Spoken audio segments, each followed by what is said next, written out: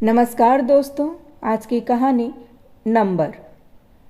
पल्लवी के घर आज फिर बड़ी चहल पहल है। आज फिर पल्लवी को सजाने उसकी ब्यूटिशियन सहेली संभवी आई है। पल्लवी की बूढ़ी माँ शारदा भाग भाग कर काम कर रही है। जब वह बहुत हाँफ जाती है तो घड़ी भर के लिए बैठ जाती है। वह पड़ोसी के घर से टी सेट मांग लाई है।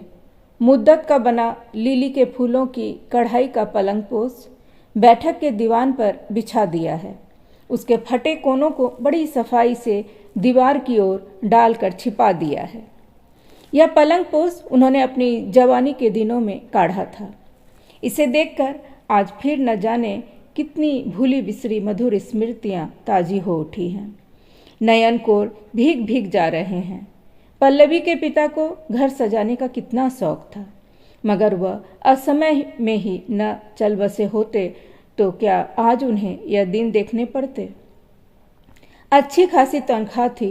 शारदा थी मित व्ययी, सुख से गृहस्थी चल रही थी। आराम से लड़कियों के भविष्य के लिए पैसा जोड़ रहा था। तभी अचानक वह रेल दुर्घटना हुई और सारे अरमान पलक झपकते राख के ढेर में बदल गए।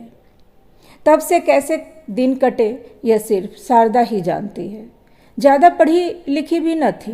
प्राइमरी स्कूल में पढ़ाकर ट्यूशन करके उसने दोनों लड़कियों को बड़ा किया, पढ़ाया लिखाया, और अब समस्या है पल्लवी के हाथ पीले करने की। फिर प्रज्वला को पार लगाना होगा। गुलदस्ता फूलदान में खोजते खोजते उसके हाथ काँप गए। कहीं आज भी लड़के वालों ने लंबी चौड़ी मांग रख दी तो नहीं। शारदा को लगा जैसे शरीर के अंदर कोई चीज़ चरमरा कर टूट रही है, इस कल्पना मात्र से ही। आज से पहले भी 3 बार लड़के वाले पल्लवी को देखने आ चुके हैं। हर बार वही समस्याएं सामने आती हैं। बर का पिता चाहता है कि वधू चलती फिरती बैंक हो। बर की माँ चाहती है कार्यकुशल लड़की जो सुबह मुर्गे के बांग देते ही उठे, फिरकी की तरह नाच नाच कर सारे दिन घर का काम करे, और सास खाट पर बैठी बैठी पान चबाती रहे, हुक्म चलाती रहे। आखिर लड़का पैदा किया है, इतनी तपस्या की है, अब बुढ़ापे में पड़े पड़े खाए न तो फायदा क्या। उधर बर चाहता है अदित्य सुंदरी, तनवंगी, कोमलांगी, ऐसी सुरूपा कि फिल्मी तारकाएं भी मात खा जाए। किंतु ये तीनों ही गुण पल्लवी में नहीं है। वह सांवले रंग की है, ज़्यादा लंबी नहीं है, एमए पास है, घर का काम कर लेती है, पर अभी उसे बहुत कुछ सीखना है। अभी तो अधिकाधिक समय पढ़ने को दिया है। माँ ज़्यादा काम लेती भी नहीं। अपने घर जाएगी तो धीरे धीरे सब आ जाएगा। हर लड़की इसी तरह से गृहस्थी के काम सीखती है। रही बैंक की बात, तो शारदा अपना जर जेबर बेच कर भी उस लंबी चौड़ी मांग को पूरा नहीं कर सकती। कर्जा भी ले तो किस बूते पर। इस प्रकार हर बार शारदा के हाथ निराशा ही लगी है।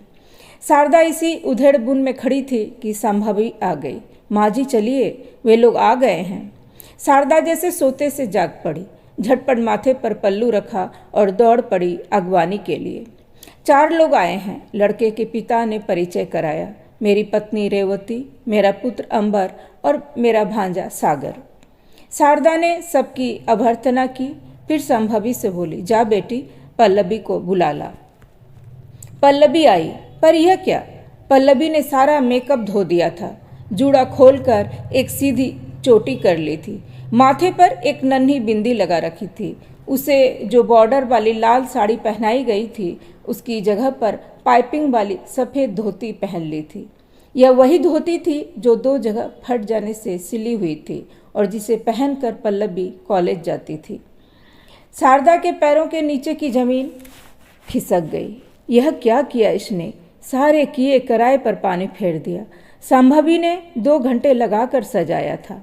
इससे पहले जो लड़के वाले उसे देखने आए थे, उन्होंने कहा था कि पल्लवी के बाल छोटे हैं, इसीलिए शारदा ने इस बार पफ लगाकर ऊंचा जोड़ा बनाया था।